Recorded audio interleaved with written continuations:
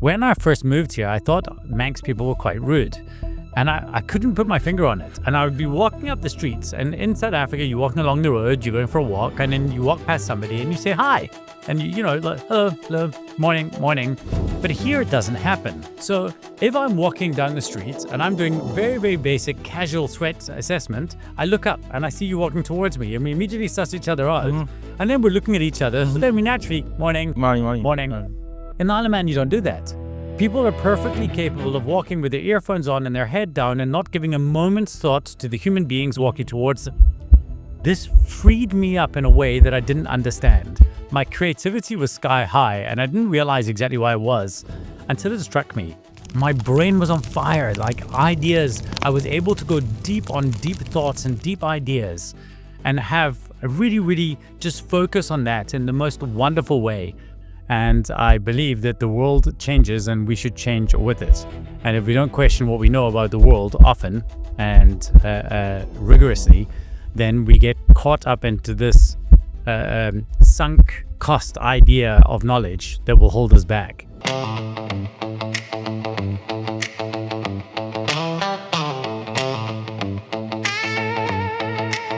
My name is Victor Walsh, and welcome to Unpacking the Isle of Man, where we talk to real people and hear real stories about the island.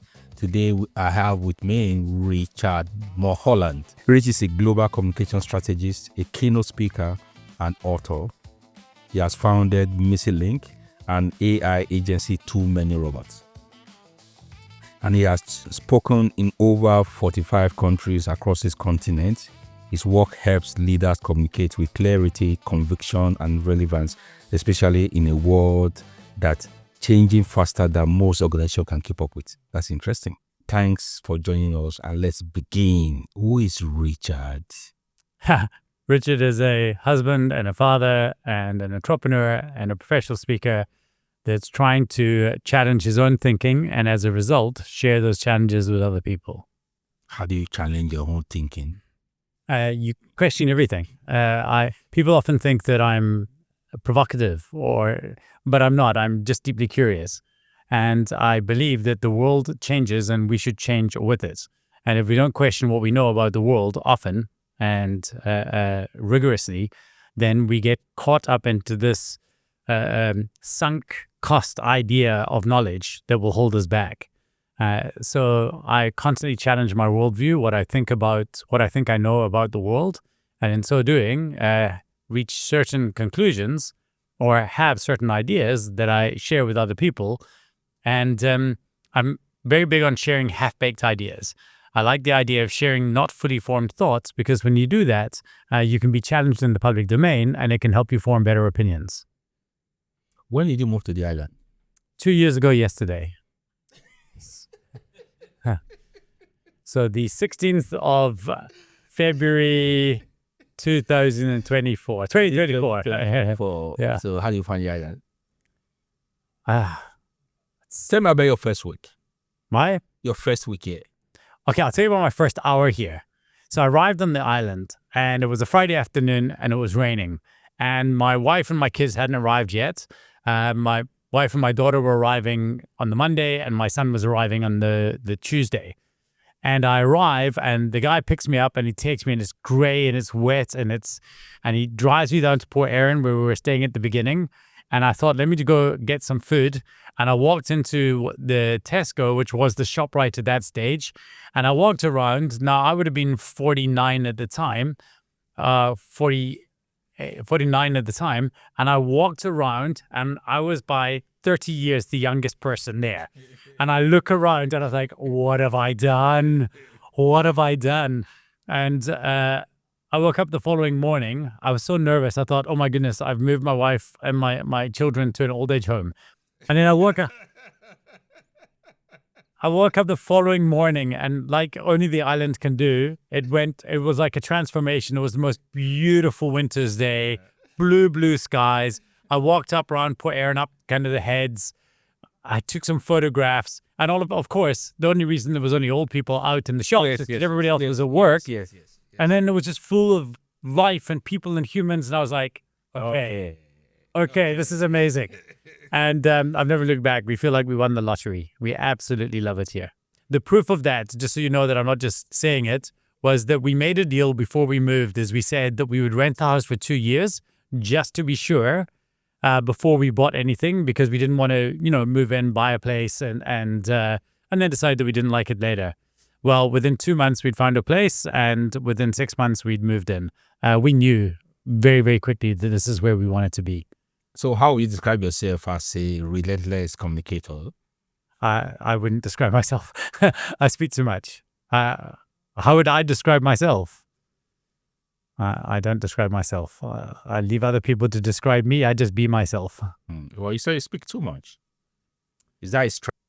I think it can be. It depends on your job. So I think that in the world that we live in today, the difference between leaders and managers is your ability to communicate. Okay, so we live in a world, and we're moving even more into a world in which nothing can be trusted. Right now, you and I are having a live conversation, and we're actually having it, and we've met, and we're discussing these things. However, we are a hop, skip, and a jump away from me giving you permission to utilize my HeyGen avatar, and your HeyGen avatar can have a chat, and we could have a perfectly reasonable podcast around predefined questions where neither of us have shown up. The last bastion of trust, the last space where you can really know that you are seeing the authentic person, is when you're sitting in front of them. Yes. So having the ability to stand on a stage and to communicate a message to live human beings and to go up afterwards and to engage with them and to chat with them and to break bread with them, that is the skill of the future. That's one of the most important skills that humans can have. So I do joke that I speak too much, but I do think your ability to communicate is a superpower that all humans need to cultivate today. Very, very, very, very important. So you're also involved in AI, and you help company to scale up on area of AI, right? You help them to plan for the future. Do you see AI as a threat? As a trend? Threat. Well, it depends. I see AI as a threat if you don't treat it as an opportunity. So you get to decide. So everybody gets the vote. I can either be threatened by AI, or I can use AI to be a threat to the past, right? So AI is either an opportunity or a threat, and you get the decision.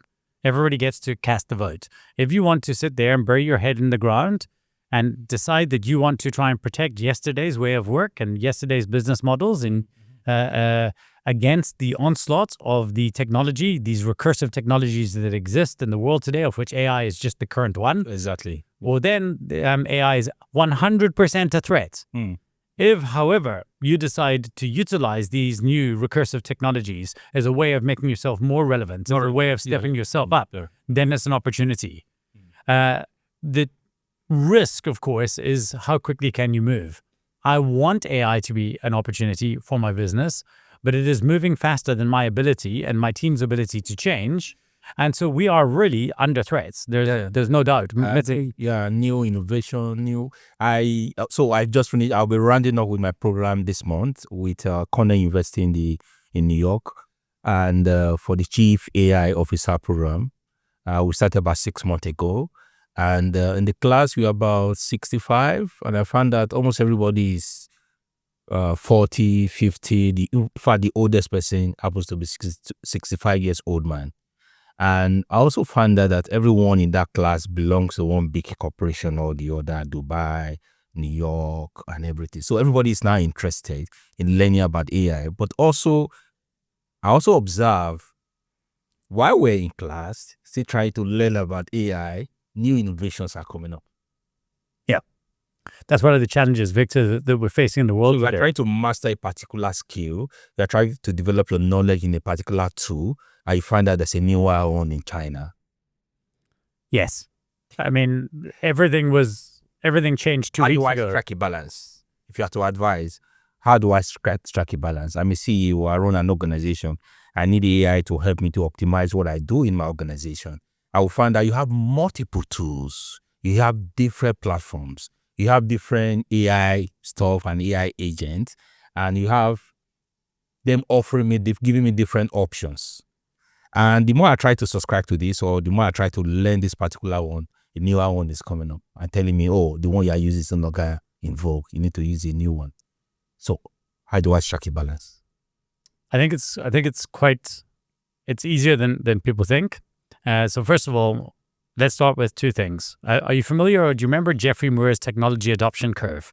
He spoke about the early adopters, the innovators, the early majority, the late majority, and he spoke about the chasm between the two, between the early adopters and the early majority. And I think that if you're a large corporation, if you're a startup, you want to be an innovator or an early adopter.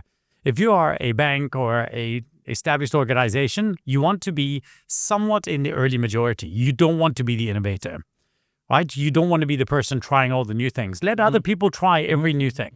This is why I actually really like, for most corporations, are going the Microsoft approach. Microsoft isn't saying that we are the fastest or the best. In no AI conversation is Copilot the exciting one, right? Nobody's saying, oh my goodness, Copilot is the greatest, the fastest, the best. It's Claude Code or it's Gemini or it's...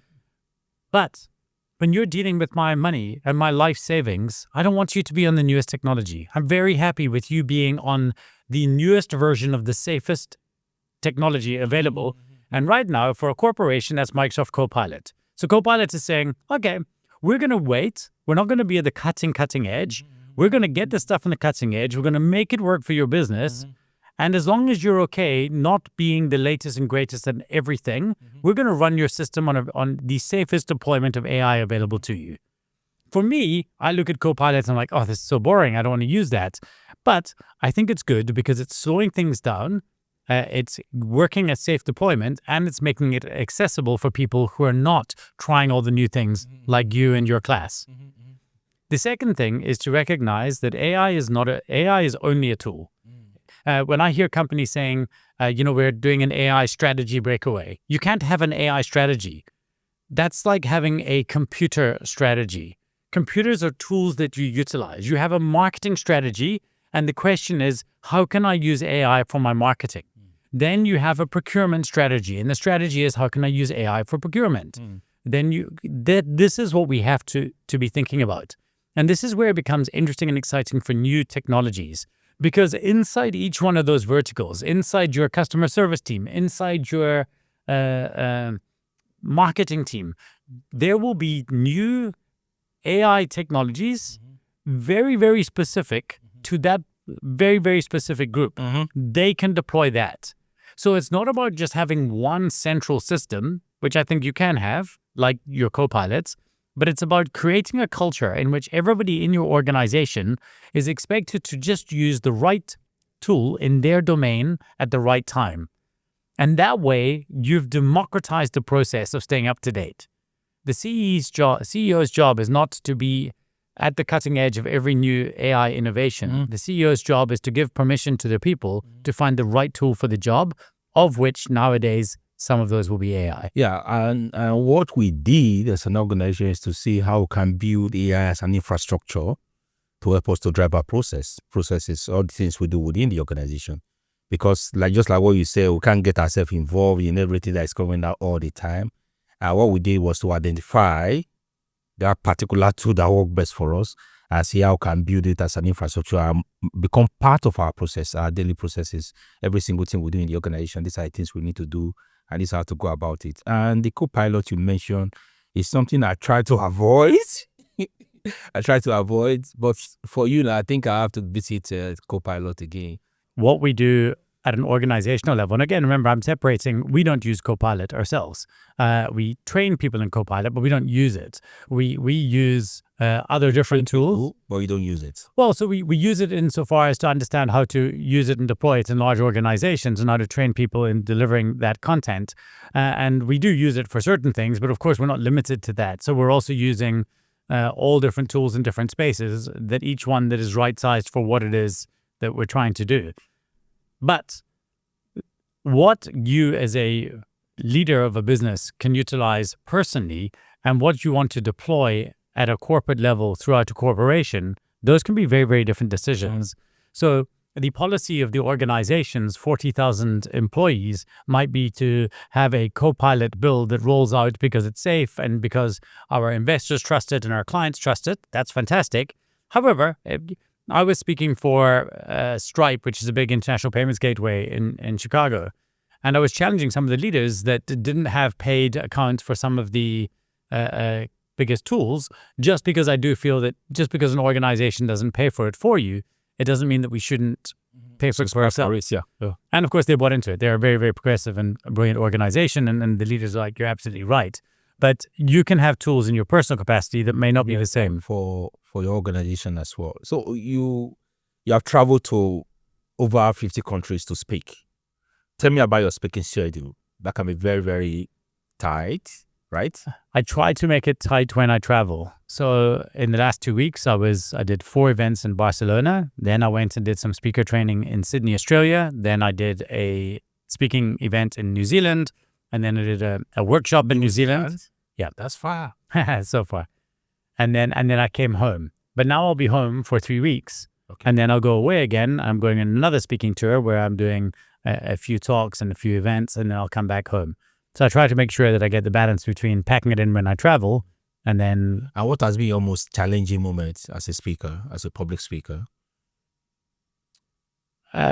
Dealing with a world that has decided to become offended about absolutely everything. People who are choosing to be offended rather than to measure intent and to navigate the world that we live in that way. I actually think that it's corrected itself a little bit, but for a few years ago, it was very, very difficult as people just wanted to be offended by everything, including the fact that you exist. Yeah. Yeah. I'm a gray-haired white male. I don't know if you've noticed, that likes women. It's not a popular position to have in the world.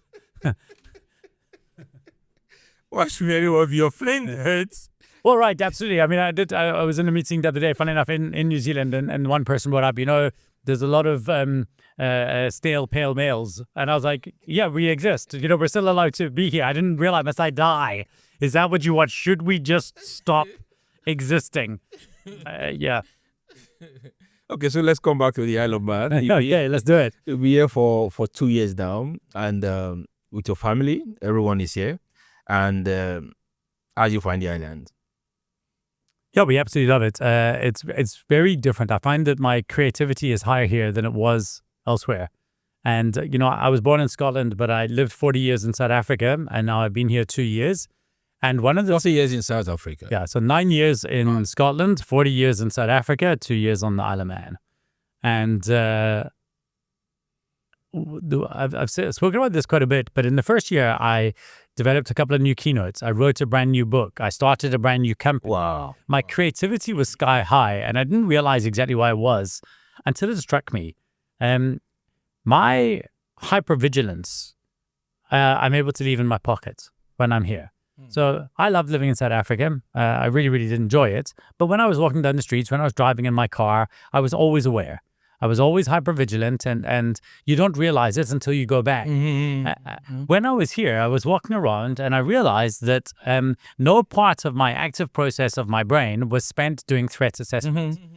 You're relaxed. I'm totally relaxed. In fact, when I first moved here, I thought Manx people were quite rude. And I couldn't put my finger on it. And I would be walking up the streets, and in South Africa, you're walking along the road, you're going for a walk, and then you walk past somebody and you say hi. And like, hello, morning. But here it doesn't happen. And I couldn't put my finger on it. And then one day I realized they didn't even notice that I was there. So if I'm walking down the street and I'm doing very, very basic casual threat assessment, I look up and I see you walking towards me, and we immediately suss each other out. And then we're looking at each other. So then we naturally, morning. In the Isle of Man, you don't do that. People are perfectly capable of walking with their earphones on and their head down and not giving a moment's thought to the human beings walking towards them. This freed me up in a way that I didn't understand. My brain was on fire, like ideas. I was able to go deep on deep thoughts and deep ideas and have a really, really just focus on that in the most wonderful way. It's obviously not why we moved, but it was a really nice side effect of moving here, is that absolute freedom just to them. Yeah, concentration, peace of mind, safety. Have you been able to work with the government around your AI project? I'm very much aware that sometimes last year the government came up with a unit, a department was established for AI. Digital Isle of Man. Yeah, Digital Isle of Man and all that. And a couple of weeks ago, I think they inaugurated them. Have you been able to reach out to the government to see how you can work with them in this department? We haven't yet. Because I sent a message to the government platform on LinkedIn that they will need a whole lot of support from individuals who have specialty knowledge in this aspect of AI to help them to drive the process. And I'm sure by now you're supposed to have reached out to them. You're absolutely right. Although I'm not operational in that particular business, so that most of the team for that business are elsewhere. I do want to clarify that we're not working with Isle of Man on this, but it's not their fault, it's ours. It's me who's simply not reached out to them and not engaged with them around what it is we exactly want to do. And I guess it's just about figuring out where the market for that business is. We haven't earmarked the Isle of Man necessarily. I moved to the Isle of Man as a place to live more than a place to work.